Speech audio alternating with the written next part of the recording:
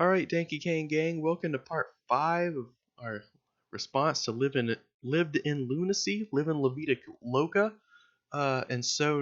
This we'll just keep going where we left off last time. So he says, I do understand what you're saying. The right can appeal much more easily to the emotions of the majority with very convincing bad faith arguments. Shutting them down BAM style does have a very palatable and immediate surface level effect, but simply saying violence and censorship is permissible against fascism just isn't enough.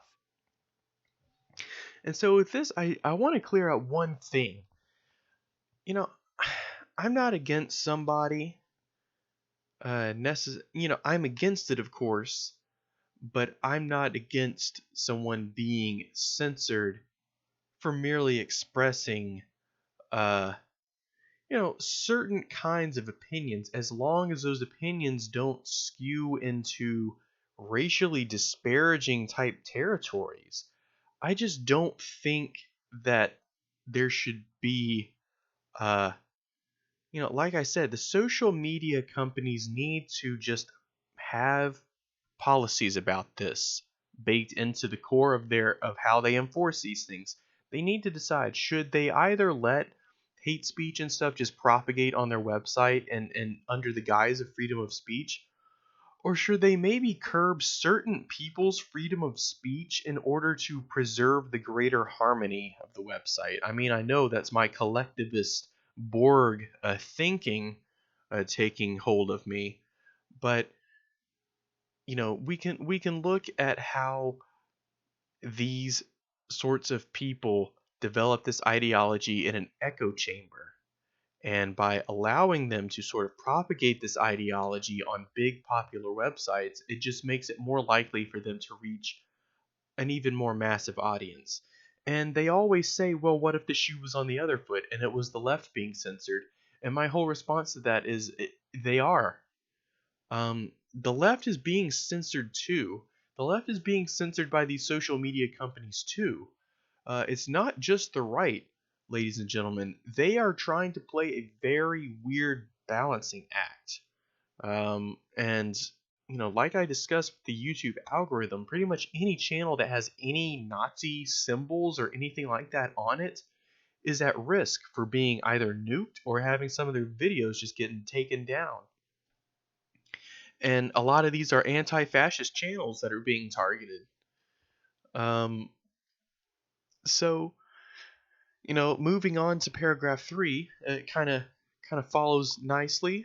You ask, what is a fascist? Should we just use violence and censorship against fascists, or should it also be used against those who aid fascism or who are weak to fascism? Do we use it against liberals? Do we use it against socialists who are the wrong kind of socialist? How much violence should be used against them? When and where should it be used? When has the battle been won and violence is no longer necessary? Okay, so let's just start. Like, what is a fascist? Because so many people don't really know what a fascist is. They know it's on the right wing, but they don't know why, really. Um, and so this is just going from the article on Wikipedia. Some of the big tenets of fascism is well, one of the big ones is the belief in palingenesis, which is an idea of national rebirth, that our society has stagnated due to the influence of the Jews, quote unquote. This is a lot of people's go-to excuses. The Jewish inspired leftist liberal bourgeois democracy has failed the country and introduced an age of decadence and degradation. And we are evolving backwards, folks, and our great people are being bred out by the foreign intruders and the Marxists. Um, and so that goes into the next point, which is the enemy.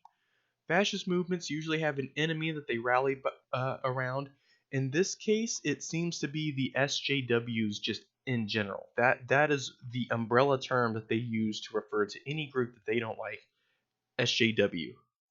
It's weird, but That's the one that they chose. In Germany, they chose the Jews, communists, Bolsheviks, that kind of thing.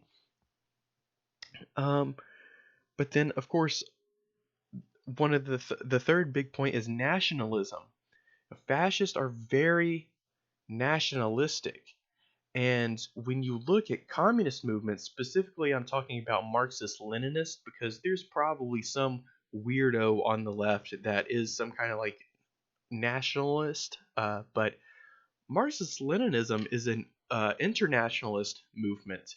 It recognizes the need of a proletarian state, but only insofar as it gives the proletarian the greater proletarian movement fertile ground to spring forth from. Uh, let's secure and build a fertile place to grow the revolutions of tomorrow.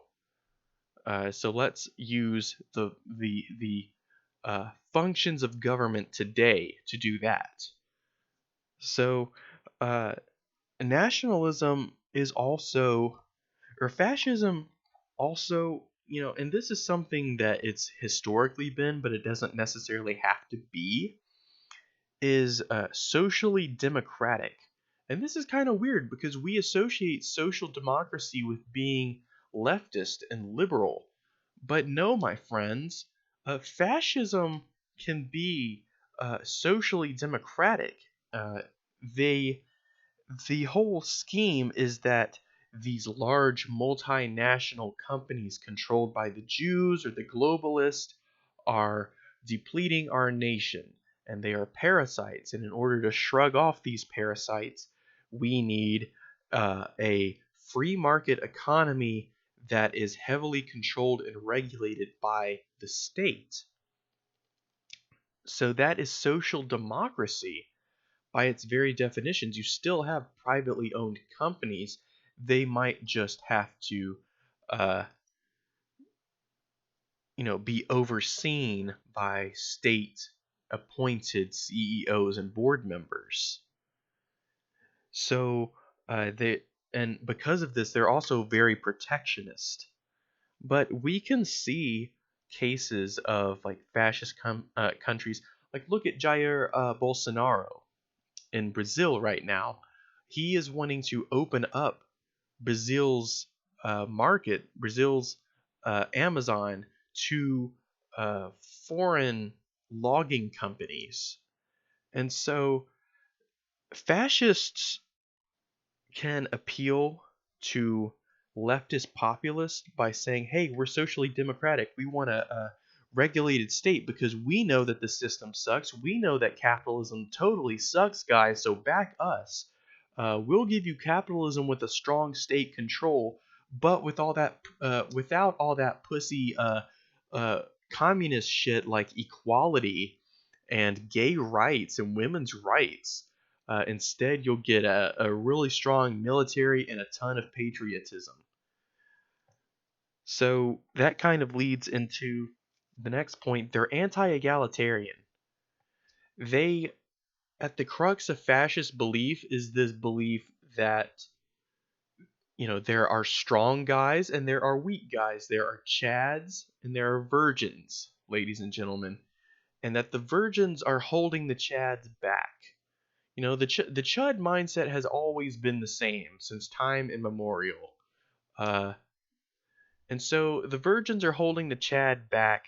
And so the fascist movement is anti-egalitarian because it says the Chads just need to shrug the virgins off and let them die, let the freeloaders die, because then it will strengthen society as a whole if we just had a society of only Chads instead of just virgins.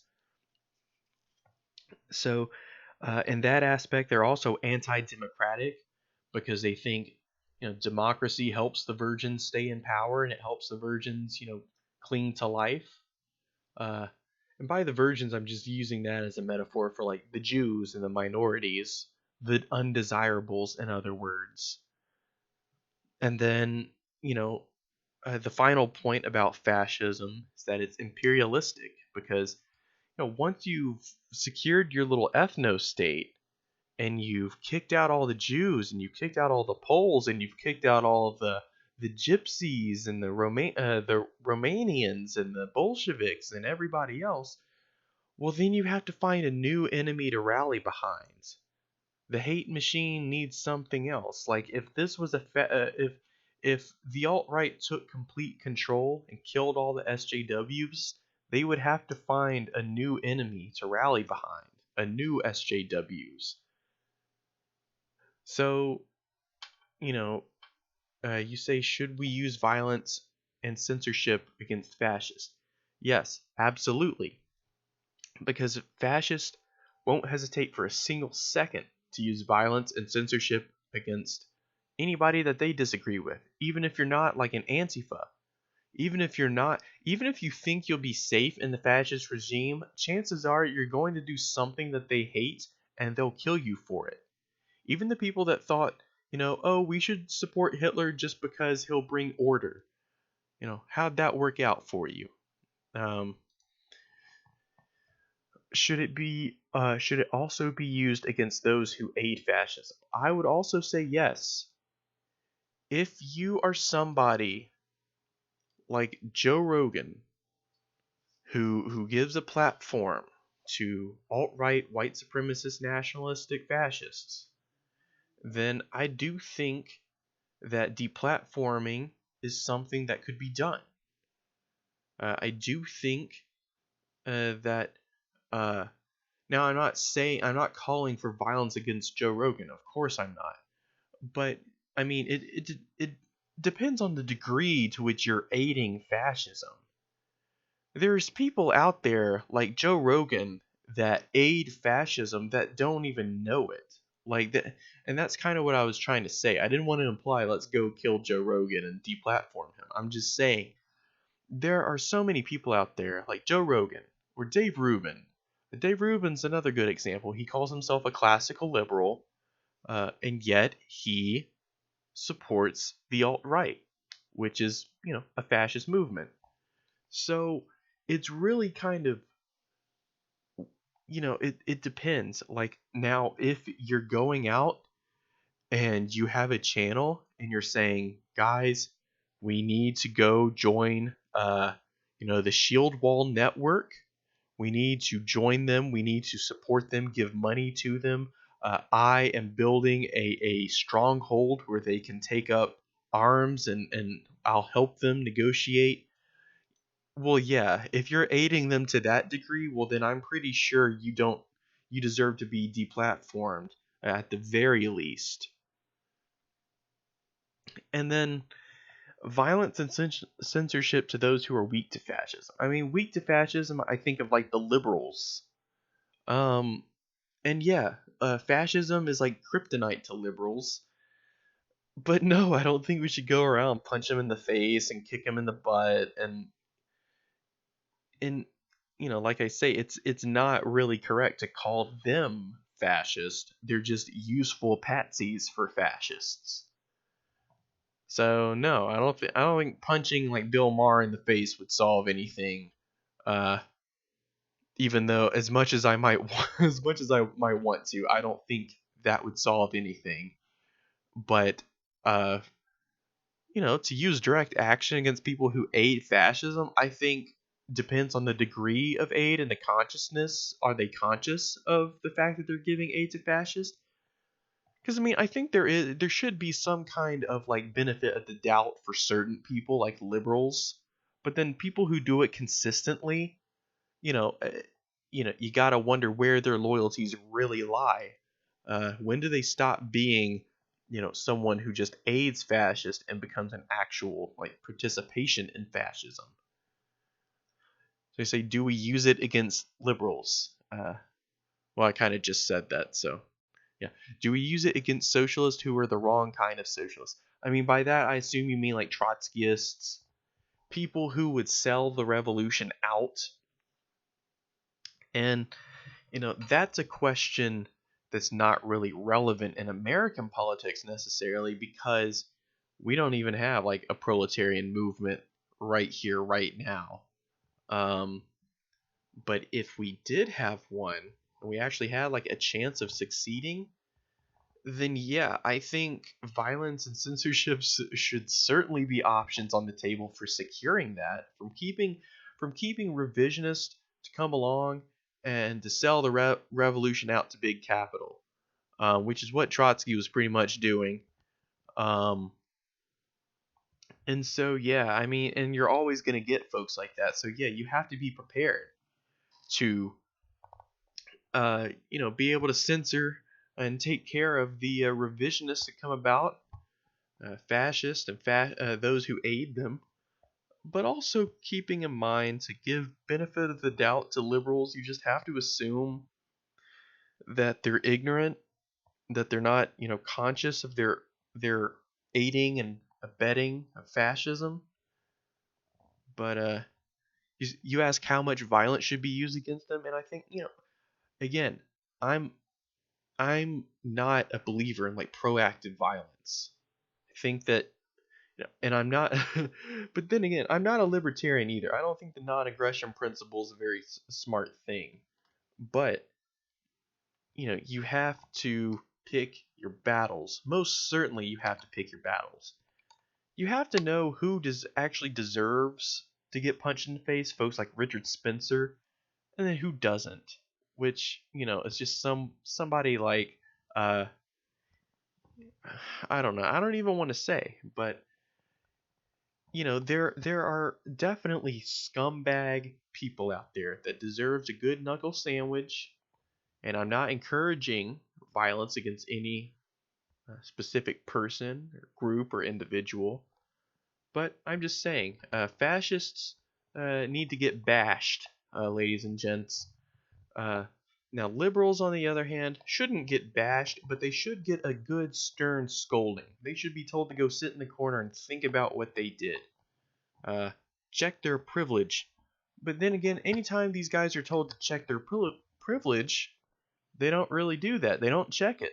They just say, "Oh, you're an SJW cuck," and they usually descend further down the reactionary rabbit hole. So, I mean, where and when should it be used? I mean, I think anywhere where fascists are, Antifa should be there, willing to use direct action to combat them.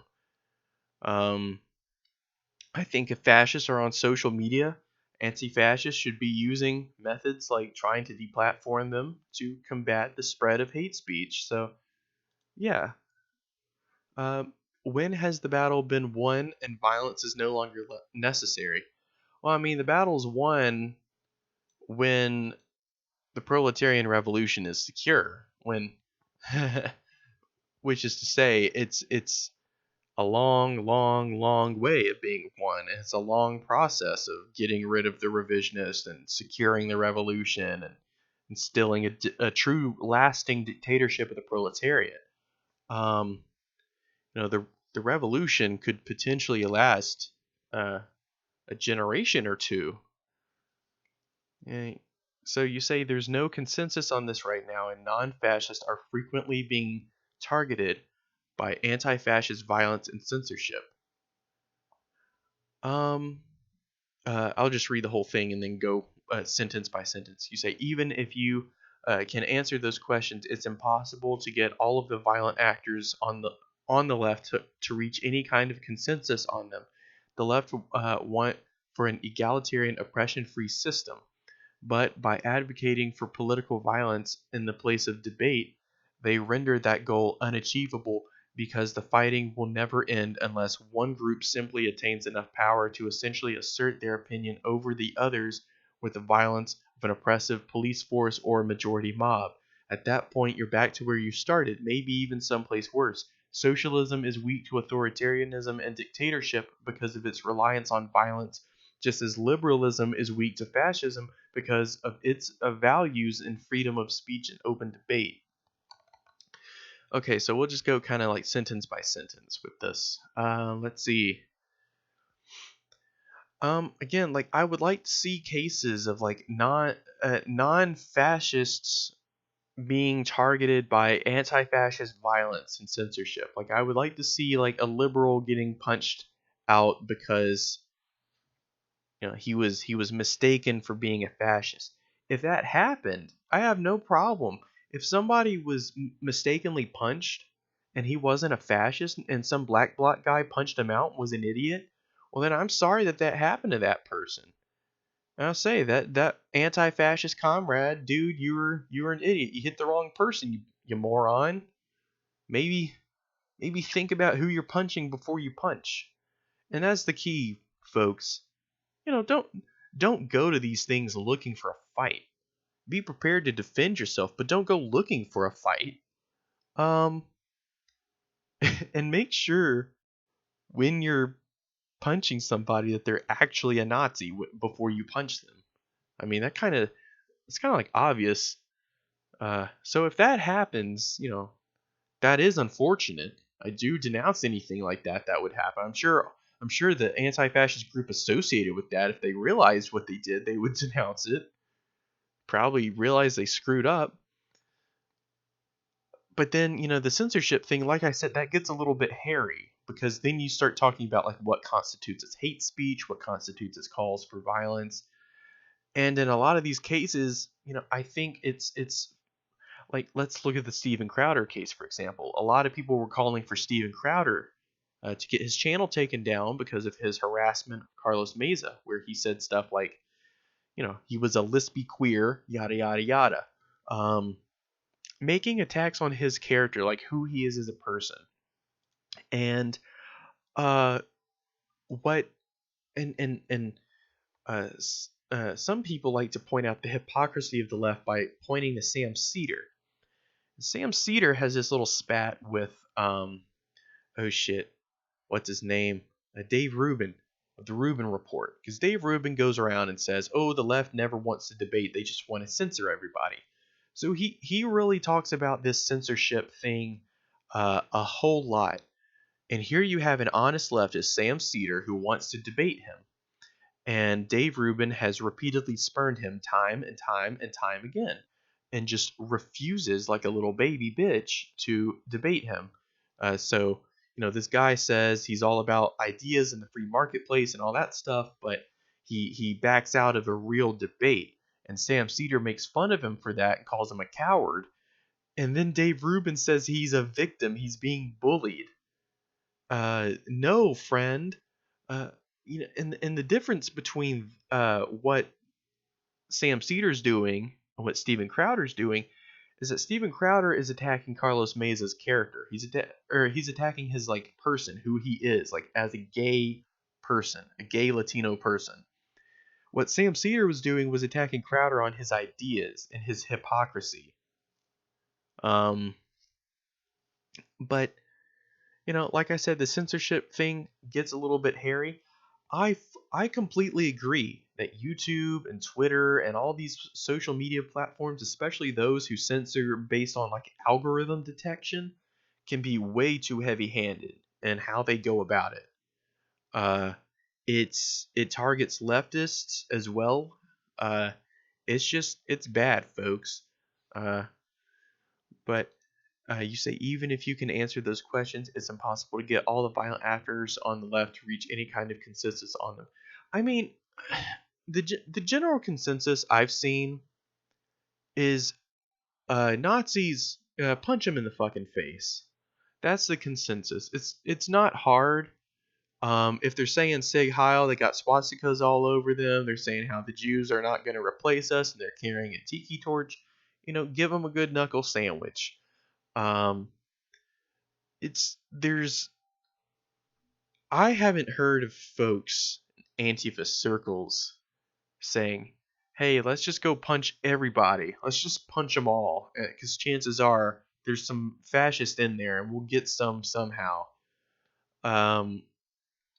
I just don't see that kind of violence. I don't see anti-fascist violence being as undirected as you do. I see anti-fascist violence being directed at a very specific group of people, namely the fascists.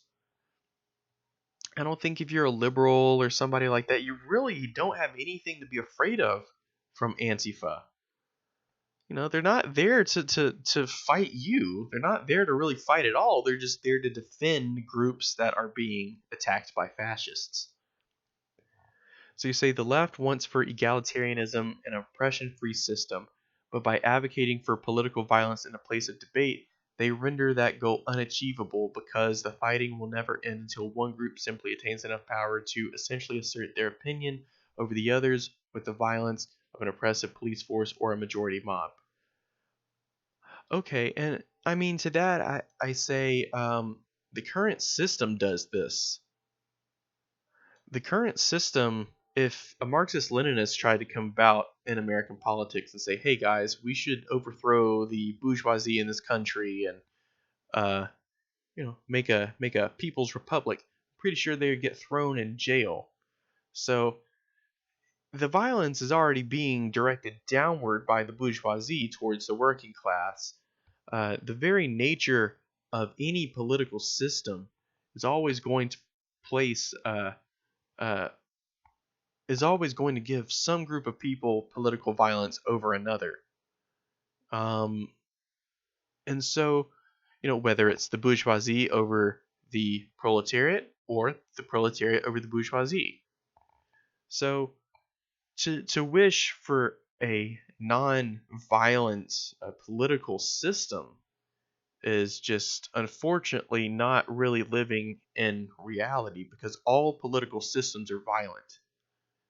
You can even argue that uh, philosophies like anarcho-pacifism, which preaches absolute nonviolence in some cases, is still a violent philosophy because if you don't take action against, say a genocide, for example, it can actually lead to greater violence, greater death. So, there's always political violence in the role of any kind of political movement, whether it's going up or going down. Um, they render that goal unachievable because the fighting will never end until one. Blah blah blah. Yeah, and I mean, I agree. I agree that the conflict between the dictatorship, class conflict between the workers and the capitalists, won't be resolved until until the bourgeoisie is just completely gotten rid of. That doesn't necessarily mean killed. It just means they as a class no longer exist. In the current paradigm, you're always going to have that oppression of one class over the other. But the very goal of uh, building a socialist and a communist society is one which strives to create a society where there is no class conflict. So you say socialism is weak to authoritarianism and dictatorship because of its reliance on violence, just as liberalism is weak to fascism because of its values of free speech and open debate. So, I mean, when and this I talked in my videos about David Pacman and his take on Venezuela. To call a country like to call a socialist country an authoritarian country is to sort of miss the obvious fact that any country that is ruled by capital is an authoritarian country because capital there's no such thing as a true capitalistic democracy. It's just sort of a faux democracy. uh, it becomes an aristocracy because the very rich control the political system. In a capitalist system, uh, even a so-called democratic one, the the capitalists control who gets elected, what legislation gets passed, and any sort of progressive laws that get passed that help the working class, like the Green New Deal or the just the New Deal, is really done as a way to placate the proletarians and keep them from rising up completely, not necessarily out of the goodness of their hearts. So, socialism has to instill what Marx and Lenin call a dictatorship of the proletariat. And it's just what it sounds like. It is a dictatorship of the working class instead of a dictatorship of the bourgeoisie, which is what we currently have. A society in which the capitalists control everything and have a dictatorship over the society. Uh, So we want a society in which there is no seat at the table for capitalists or revisionists that would take us back to capitalism. So, I mean, if you call that authoritarianism, I think uh, it's sort of an exaggeration, because if anything, a single party socialist state, it has more freedom than a capitalist state when it comes to empowering the working class. If anything, it's the capitalist states that are the authoritarian ones, because capitalism intrudes in the democratic process and destroys it. So, socialism seeks to empower the working class and give them the means of production, democratizing the workplace. And so, when the workplace is democratized, you essentially have every sector of society democratized.